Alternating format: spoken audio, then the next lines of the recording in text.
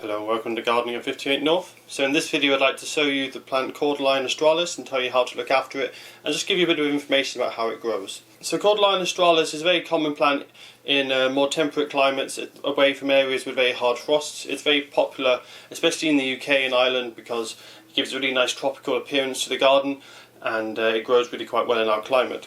So they are originally from New Zealand, which is part of the reason they grow so well here in the UK and in western parts of Europe. They're used to a mild climate where over the summer the temperature's around 20 to 25 degrees and in the winters the temperature's around 5 to 10 degrees and they might get a little bit of frost but nothing too severe. So in other parts of the world such as America or more continental parts of Europe, these are less popular and less common because although they will grow quite well over your summers, over the winter time the frost will probably kill them off. And also, these aren't too well suited to very hot summers, so anything over 30 degrees start to get a little bit too warm for Cordyline. They like a much milder climate without any of the extremes of really hot or really cold, but they can tolerate quite hot temperatures and drought, and so they can actually grow in Mediterranean regions as well, as long as they're not getting that really hot, humid temperatures of the tropics. So here in the UK, they're very easy to get, very cheap. They're grown industrially at scale. You can grow them from seed as well. Most people buy them as young plants though because they can take a few years to get to a decent size if you grow them from seed. But in the commercial nurseries, they sow a big batch of seeds. They come up like grass. The germination rate's very good, and then they grow them on the nursery for a year or two until they're at planting size. So this is probably about 1 or 2 years old. This plant. This is about the average size we'd normally get them in a garden centre. But there's lots of different varieties to look out for. Most places in the UK or anywhere you're going to get below -5, you really want to stick to the green variety. Most of the green varieties are going to be hardy. Where they come from in the wild in New Zealand, there's lots of different types. Even within the species of Cordyline Australis, there's lots of different varieties. So where they grow in New Zealand, they grow over most of the island, and each one is suited to different climates in the islands of New Zealand. So what generally happens is the ones that are hardier are selected for UK market, and it's the green ones which tend to be the hardiest. A lot of the hardier ones can survive down to -15, but if you go for one of the more colourful ones, such as Torbay Dazzler, or Red Star, or any of the ones with more interesting colours on the foliage, normally they're quite sensitive to cold and they'll only survive about -3 to -5. So if you are growing them and you get below -5, try and stick with the green one. But some green ones can be a bit less hardy as well, just depends on the variety. But generally speaking, if you're living in a country where you get harder frost below -5 and there's green varieties, most nurseries will sell the ones that are a little bit hardier so that they'll survive in your climate. So a lot of people buy this expecting it just to grow into a large clump of spiky leaves, but these are actually trees. They're not little small grassy plants. They might look like grass or they might look like a phormium or something like that, but they actually grow into large trees eventually, especially if they're kept away from hard frost. So what happens in the first few years is the leaves will generally get bigger. You won't see much of a trunk forming for the first 2 or 3 years. You'll just get a massive clump of leaves. It'll look a bit like a phormium. Then after about 2 or 3 years, you'll start to see a trunk starting to appear. The lower leaves will start to fall off and go yellow. You'll get a clear stem appearing and the plant will get taller and taller. After about 5 to 10 years, it will probably be about 6 foot, maybe 2 meters tall. And at that point, it usually starts to flower. As soon as it starts flowering, what happens is the original growing point becomes a flower and stops producing leaves. It then produces 2 or 3 new growing points beside the flower stem and it will start branching, and then it will just continue flowering most years depending on the climate. If you've got a suitable climate, it will flower every summer, and every time it flowers it causes that branch to then form new branches and keep branching, and you'll get this large branched appearance tree. Now these trees can be very long lived, lasting hundreds of years. I'll show you some photos now of how big they can come and how branched they can become.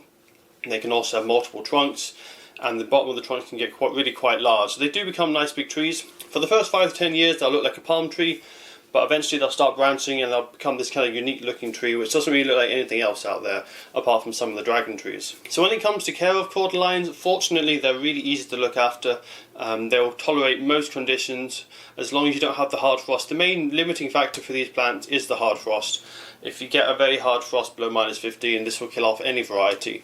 But fortunately, normally at the root levels they survive. So if you're happy just having them as leaves every summer and not having a trunk and growing like a small palm tree, you can grow them in climates that the colder winters are -15.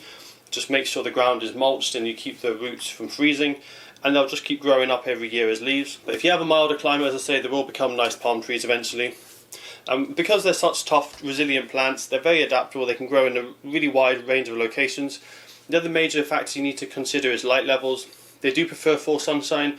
If you're in a really hot climate or you're quite far south, so Mediterranean climate, maybe California, somewhere like that, don't put it against a south-facing wall or somewhere that gets absolutely baked in hot sun all day. Maybe give it a little bit of dapple shade, because the really hot sun can actually scorch the leaves a little bit, and especially with the coloured varieties, you might lose some of that nice purple or variegated colour. It'll get a little bit bleached out by the sun.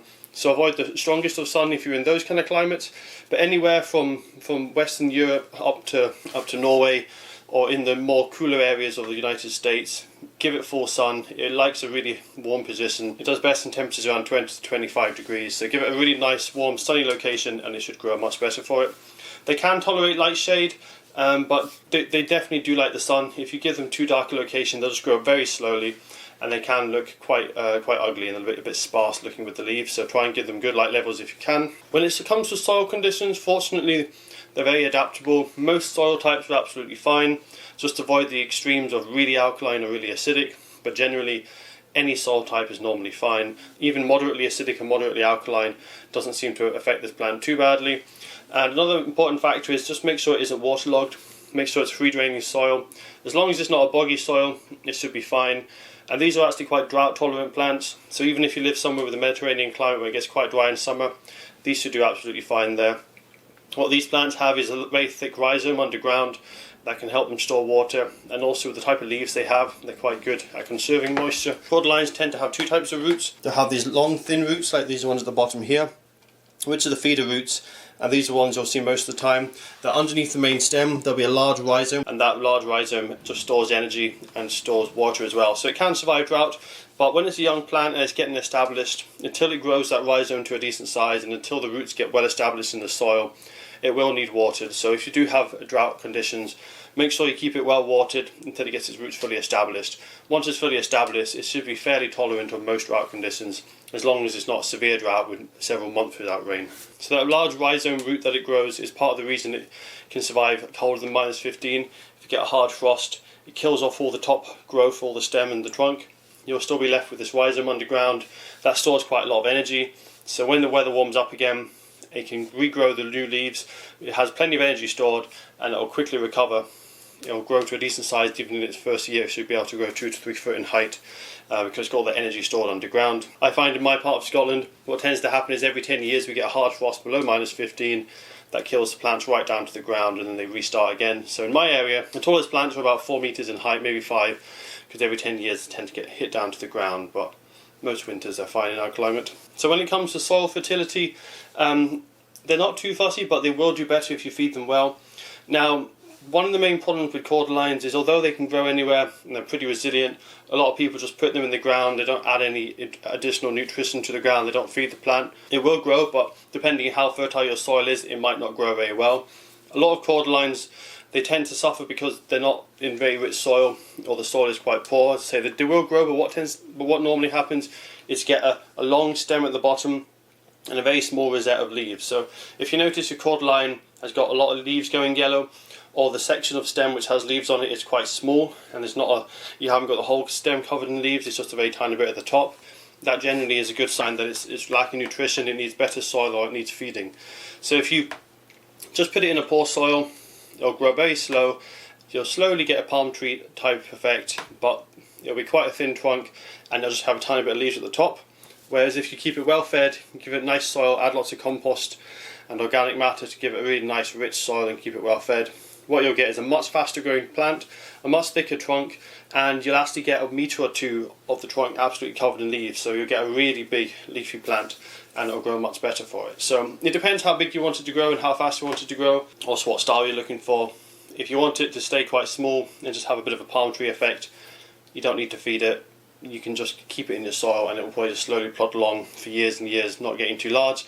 If you want it to grow into a really large tree, or you want to have loads of large foliage, then keep it well fed, give it good soil, and it will reward you with lots of leaves up most of the trunk.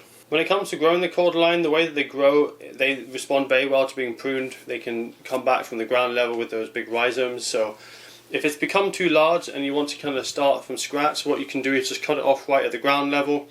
what it will do is it will send out lots of new shoots. You can either let them grow as a kind of like a bush, lots of shoots, or you can just selectively cut the shoots off and leave it as one tree. Another option is if the plant's becoming too tall but you don't mind getting a bit bushier, what you can do is just cut the trunk off in the middle. At the cut mark, it will then respond by sending out new growth around that cut section, and you'll probably get 2 or 3 new shoots. The best time to prune it is normally late winter, early spring, just before it comes into the growing season.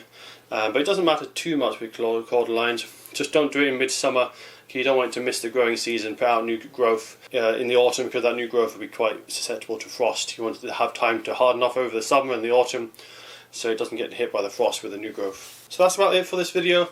I'm going to be planting this in my front garden in Scotland. Hopefully I don't get too many hard winters.